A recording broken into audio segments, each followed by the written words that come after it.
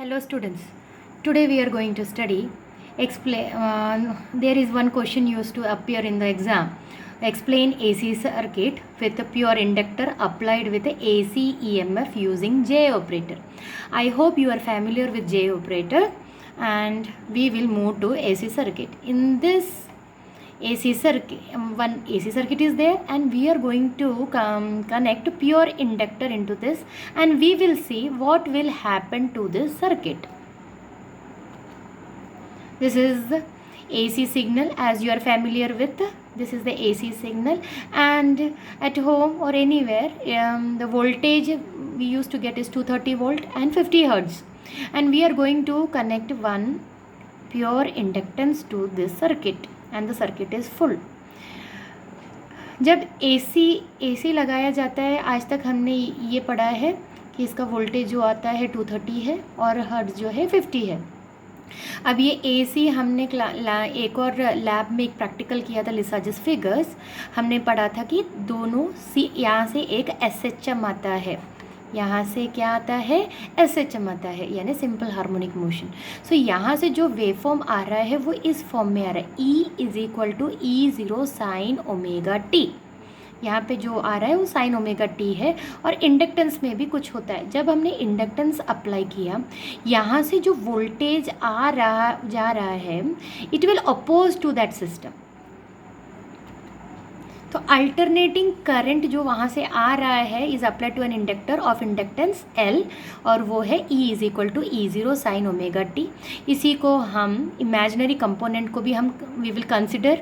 और अगर हमने इमेजिनरी, यहाँ पे अभी रियल टर्म ही है, अगर इमेजिनरी टर्म भी हम कंसिडर करेंगे तो ये अबो इक्वेशन मॉडिफाई होगा, और मॉडिफाई होने के बाद E0 e⁻j ओमेगा टी के फॉर्म में आ जाएगा. यहाँ पे हमने इमेजिनरी कंपोनेंट को कंसिडर किया है. And let I be any current at any time, और EMF अक्रॉस L जो रहेगा, जो L के अक्रॉस में जो EMF रहेगा वो कौन से फॉर्म में रहेगा, E = -L/di/dt. और वह वोल्टेज में से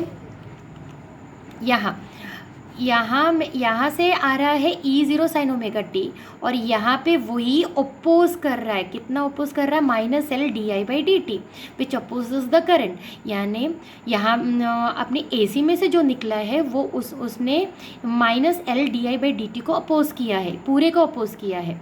सो E = -E. हमारे पास दोनों वैल्यूज़ है, हमने वैल्यूज़ यहाँ पुट किया है और यहाँ माइनस साइन होना चाहिए, माइनस. सो यहाँ से di = हमें एक फॉर्म मिल जाएगा. इस फॉर्म को हम क्या करेंगे, हमारे स्मॉल करंट के लिए मिला है, हमें ये पूरे करंट के लिए चाहिए, तो हम क्या करेंगे, उसको हम इंटीग्रेट करेंगे. इंटीग्रेट करने के बाद कुछ इक्वेशन ऐसा मिलेगा, you can see E0/L e⁻j omega t upon j omega L e⁻j omega t plus k, where k is constant of integration. और जब हम इसको सॉल्व करेंगे तो ये कांस्टेंट इज इक्वल टू 0 हो जाएगा. ये जब 0 हो जाएगा तो हमारा इक्वेशन मॉडिफाई होके we will get I = E0 upon j omega L e⁻j omega t. But हमने J ऑपरेटर में पढ़ा है J = e⁻j ओमेगा टी. हम J ऊपर वाले J इक्वेशन में यहाँ पे J की जगह पे हम क्या पुट करेंगे, J π/2. जब हम J π/2 उस इक्वेशन में यहाँ पे we are going to apply over here, यहाँ J पे हम अप्लाई करेंगे, ये वाले J में जब हम पुट करेंगे तो हमारी इक्वेशन मॉडिफाई होगा. E0 omega L e⁻j π/2 e⁻j omega T. यानी हमारे I जो मिलेगा e⁻ omega L e⁻j omega t minus π/2, which means हमारे इस इक्वेशन में यहाँ से I जा रहा है, और after passing through this I में एक जो हमारा I है वो इतने एम्पलीट्यूड से छोटा हो गया एंड इतने एम्पलीट्यूड में उसका चेंज हो गया, और वो जो होगा वो हमारे AC में से जो आ रहा है उसको -π/2, यानी उससे लैग हो जाएगा हमारा सिस्टम.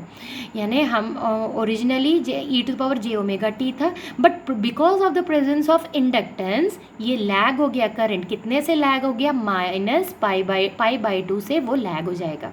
यहाँ पे जो ओमेगा L तुम्हें डिनोमिनेटर में दिख रहा है, दिस इज इंडक्टिव रिएक्टेंस बोलते हैं, उसका दूसरा नाम है inductive reactance. XL is J omega L, इस एक एक्सएल एक टर्म होता है, वो जो होता है जे ओमेगा एल होता है, is a complex inductive reactance उसे बोला जाता है।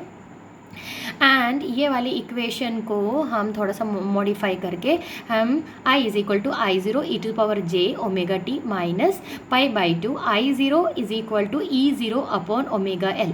इस इक्वेशन से हमने ये कंक्लूड किया है कि जब हम प्योर इंडक्टिव सर्किट जो रहता है, जिसमें AC में से जब हम एक सर्किट बनाते हैं, सर्किट में से AC को हमने डायरेक्टली एक इंडक्टर लगाने पे उसके अंदर जो करंट जो फ्लो होता है वो लैग होता है, कितना लैग होता है, पाई बाई 2 से लैग होता है। Thank you.